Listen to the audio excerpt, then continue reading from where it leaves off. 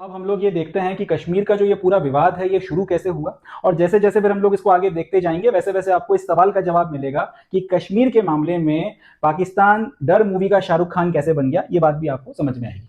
तो 1947 के पहले जब तक देश आजाद नहीं हुआ था, कश्मीर एक प्रिंसली स्टेट हुआ करता था। प्रिंसली स्टेट वो राज्य थे जो ब्रिटिश रूल के अंदर डायरेक्टली नहीं आते थे मगर इनडायरेक्टली आते थे। मतलब ये कि एक तरीके से रूल तो वहां पे अंग्रेजों का ही चलता था, मगर सिर्फ नाम के लिए उन्होंने एक प्रिंस को बैठा रखा था जो उनके बिहाफ पर उस प्रिंसली स्टेट को रूल करता था। तो कश्मीर भी इसी तरीके का एक प्रिंसली स्टेट हुआ करता था और इसको रूल किया करते थे महाराजा हरि सिंह। अब कश्मीर की एक इंटरेस्टिंग कहानी यह थी कि महाराजा हरि सिंह एक हिंदू रूलर थे, एक डोगरा राजपूत थे।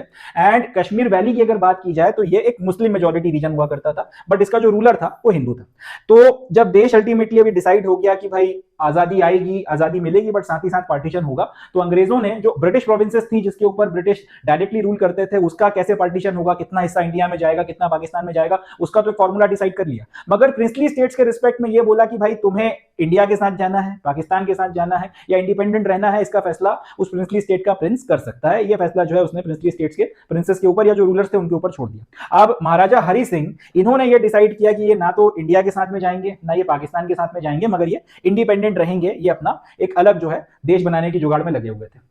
अब इस टाइम पीरियड पे जो मोहम्मद अली जिन्ना था उसका ये मानना था कि क्योंकि कश्मीर एक मुस्लिम मेजोरिटी एरिया है तो इसको पाकिस्तान के साथ में आना चाहिए। अब यहाँ पे देखिए इसने कितना बड़ा खेल किया है। एक जगह ब्रिटिश जो है उन्होंने जब ये फॉर्मूला रखा कि भाई ब्रिटिश प्रोविंसेस में से कितना पाकिस्तान में जाएंगी और कितना इंडिया में जाएंगी, उस फॉर्मूले पे मान गया। साथ ही साथ उन्होंने जब ये बोला कि प्रिंसली स्टेट्स मगर खुद डिसाइड करेंगे, प्रिंसली स्टेट्स का प्रिंस डिसाइड करेगा कि भाई उन्हें इंडिया के साथ में जाना है, पाकिस्तान के साथ में जाना है या इंडिपेंडेंट रहना है। अब इस बात के लिए वो अंग्रेजों के सामने मान गया, मगर जब महाराजा हरि सिंह ने ये डिसाइड किया कि भाई मुझे इंडिपेंडेंट रहना है, मैं किसी के साथ नहीं जाना चाहता, तब मोहम्मद अली जिन्ना ये बोलता है कि यार कश्मीर क्योंकि मुस्लिम मेजोरिटी पॉपुलेशन है या मुस्लिम मेजोरिटी रीजन है तो इसको जो है पाकिस्तान के साथ में आना चाहिए। और इस बात को प्रेस करते हुए अक्टूबर 1947 में ये ट्राइबल मिलिटेंट्स जो थे, जो आपके खैबर पख्तूनख्वा और नॉर्थ वेस्टर्न फ्रंटियर प्रोविंस के जो आपके ट्राइबल्स थे, प्रोमिनेंटली जो पठान थे, इनको इसने जम्मू कश्मीर में एंटर करवा दिया। इसने बोला कि जाओ जम्मू कश्मीर जो है, जम्मू कश्मीर का जो प्रिंसली स्टेट है उसको इन्वेड कर लो। बेसिकली और भी अब काफी सारी रिसर्च हुई है तो काफी कुछ पता चला है। तो ये सिर्फ ट्राइबल्स ने जम्मू कश्मीर को इन्वेड किया था ऐसा नहीं था। ट्राइबल्स के कपड़े पहनकर काफी सारे पाकिस्तान आर्मी के जो रेगुलर ऑफिसर्स और सोल्जर्स थे वो भी कश्मीर के अंदर जो है घुसकर आ गए। अब महाराजा की फोर्सेस ने लड़ने की कोशिश करी मगर ये इनके सामने टिक नहीं पाए। अल्टीमेटली महाराजा हरि सिंह ने हिंदुस्तान से मदद मांगी। हिंदुस्तान ने बोला कि भैया हम आपके हैं कौन, हम आपकी ऐसे कैसे मदद करते हैं, कश्मीर एक इंडिपेंडेंट राज्य बनाने के मूड में लगे हुए थे आप और बेसिकली वो हिंदुस्तान का पार्ट नहीं है तो हम कैसे फिर जो है आके वहां पे आपकी मदद करें। तो अल्टीमेटली फिर महाराजा हरि सिंह ने इंस्ट्रूमेंट ऑफ एक्सेशन जो है हिंदुस्तान के साथ में साइन किया और ये बोला कि अब तो मैं हिंदुस्तान का पार्ट हूं, अब आके आप मेरी मदद करो। तो जब महाराजा हरि सिंह ने इंस्ट्रूमेंट ऑफ एक्सेशन इंडिया के साथ में साइन कर दिया, कश्मीर ऑफिशियली इंडिया का हिस्सा बन गया, तब इंडियन आर्मी को एयरलिफ्ट कर कर कश्मीर में उतारा गया। एंड इस वक्त तक जो है इन्वेडर्स काफी सारा हिस्सा जो है कश्मीर का कवर कर चुके थे। भारत की सेना अल्टीमेटली जम्मू एंड कश्मीर में उतरती है और इन्वेडर्स के खिलाफ जो है जंग शुरू होती है। अब जब एक बार इंडियन आर्मी जो है उतर कर आ गई और जिन्ना को जब ये खबर लगी कि भैया महाराजा हरि सिंह ने ऑफिशियली कश्मीर का विलय हिंदुस्तान में कर दिया है और ये जो ट्राइबल्स हैं हिंदुस्तान की फौजों ने इनको मार के खदेड़ना पीछे की तरफ में शुरू किया है, तब इसने पाकिस्तान की जो फोर्सेस थी उनको ऑफिशियली जो है वॉर में उतार दिया। और इसी के साथ में पहला कश्मीर युद्ध जो है 1947-48 का वो शुरू होता है। फर्स्ट कश्मीर वॉर जो है इसकी शुरुआत यहां से हो गई। अब भारत की जो फौजें हैं वो भी कश्मीर में उतर चुकी हैं जो ऑफिशियली हिंदुस्तान का पार्ट है। पाकिस्तान जो अब शाहरुख खान बनना शुरू होगा डर मूवी का काका काका किरण करते हुए काका काका कश्मीर करने लगेगा, उसकी शुरुआत भी अल्टीमेटली यहां से हो गई है। हिंदुस्तान के अगेंस्ट में उसने अपनी फोर्सेस उतार दी और कश्मीर की जो पहली लड़ाई है वो यहां पर शुरू हो गई। हमने इनको खदेड़ते खदेड़ते खदेड़ते खदेड़ते एक पर्टिकुलर जो रीजन है वहां तक हम लोग इनको लेकर आ गए। अब वहां पे गलती हमसे हुई है या कम से कम आज की तारीख में हम लोग कह सकते हैं कि हमसे गलती हुई थी। हम लोग जो है यूनाइटेड नेशंस चले गए और हमने यूनाइटेड नेशंस में जाकर ये बोला कि साहब ये पाकिस्तान वालों ने हमारे ऊपर हमला कर दिया है और ये सारी बात, ये जो पूरा का पूरा मैटर है आप इसको सॉर्ट आउट कराओ।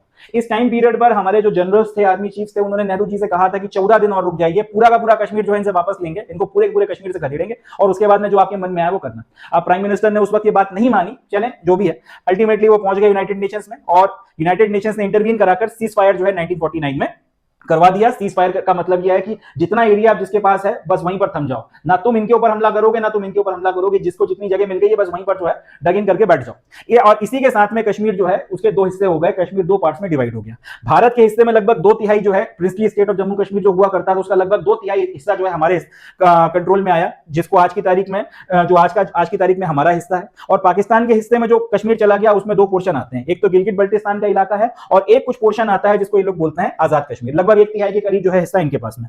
मैप के ऊपर देखिए ये जो टोटल एरिया है लाल लाइन से ये जो मैं आपको ये बना के बता रहा हूं, यहां तक का जो है टोटल आपका कश्मीर वगैरह का इलाका है, ये पूरा अपने हिस्से में आ गया। और ये जो थोड़ा सा पोर्शन है इसे आजाद कश्मीर बोला जाता है और इसको बोला जाता है गिलगित बल्टिस्तान, ये पाकिस्तान के पास रह गया। कैसे रह गया? हम लोगों ने इनको मार के यहां से पीछे भगाना शुरू किया था। यहां पर जब ये जो आज की तारीख में जो आपकी लाइन ऑफ कंट्रोल है, यहां तक हम लोग इनको लेकर गए थे, तब यूनाइटेड नेशंस ने सीज फायर करवा दिया। 2 हफ्ते और मिलते उनको लात मार के यहां से भी बाहर निकाल देते, बट चले वो कोई बात नहीं, हो गया हो गया, बाद में ले लेंगे।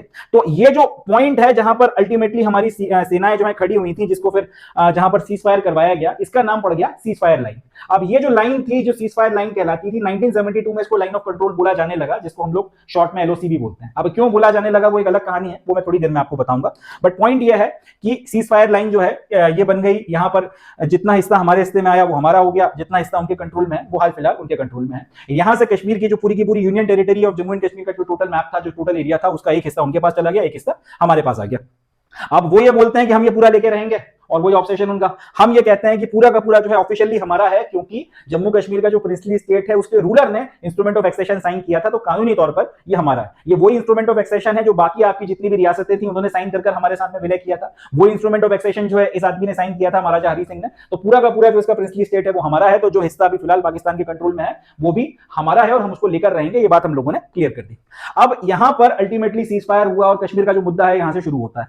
यहां से कश्मीर का मुद्दा शुरू होता है, सीज फायर हो गया, फर्स्ट कश्मीर वॉर हो गया, सारी चीजें घट गई। इसके बाद में एक आदमी की एंट्री होती है जिसका नाम है शेख अब्दुल्ला।